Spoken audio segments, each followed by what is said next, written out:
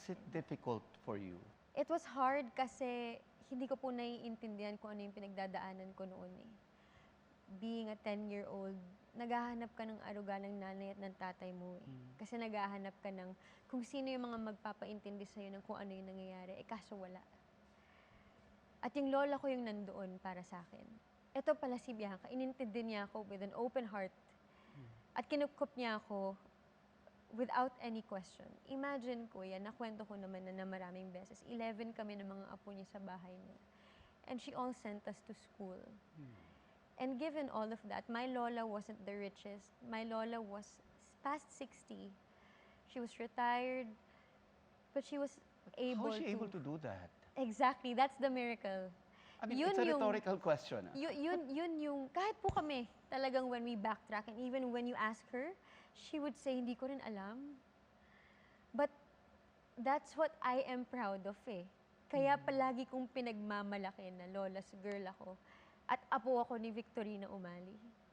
Because she's such a selfless woman. Siya yung Wonder Woman ko. I call her my superhero dahil sinalba niya ako, kuya.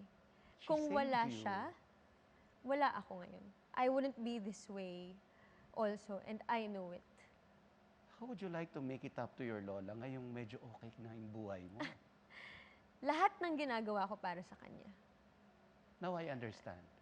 Kasi you keep on saying that eh. Yes, kuya. And now I understand. Siya talaga yung rason kung bakit ako nandito.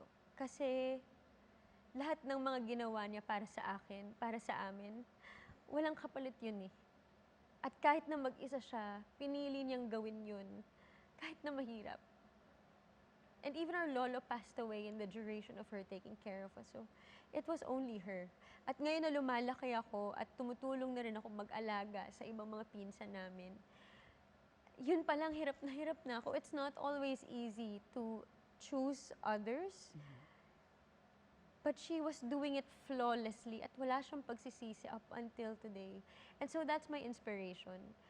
Sa paggawa ko ng mga bagay na mahal kong gawin, sa lahat ng mga achievements ko, it's for her because sa ganitong paraan ko, pinapakita sa kanya na ito yung pagpapalaki mo sa akin.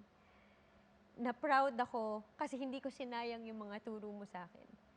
Yung paghihirap mo, ibabalik ko sa'yo. Ako na yung mag-aalaga. Do you have any message for your lola at this point? I tell her this every day through message. For me, she's so cute. Active siya mag-message sa akin ng mga prayers niya. But I always say na, Mama, mahal kita. And I always tell her na lahat ng ginagawa ko, gusto ko nakikita mo kasi para sa'yo to. Yun lang. Yun yung mga... My lola is also non-confrontational. But when I see her listening to my words, that's already enough for me. Pag nahuhuli siya ng mga pinsan ko na natira pa na kasama niya doon sa bahay niya, nahuhuli nila siya na she would read my interviews and she would search on my social media posts and watch. For example, nung shoot namin yung Lutong Bahay, syempre yung mga pinsan ko ay nagsushoot ng BTS, ganyan. And after everyone left, the next day, nag-send sila sa akin ng video. Sabi nila, Ate Biancs, look at Mama. Sabi niya, nahuli namin siya, hawak niya yung iPad niya, nakangiti lang siya. Sabi ko, what is she watching? Sabi niya, pinapanood niya yung interview niya, yung shoot niyo kahapon. And she was smiling the whole time.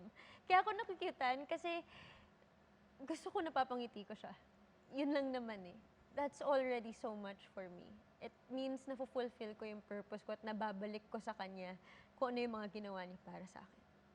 Don't make me cry. I'm ugly when I cry.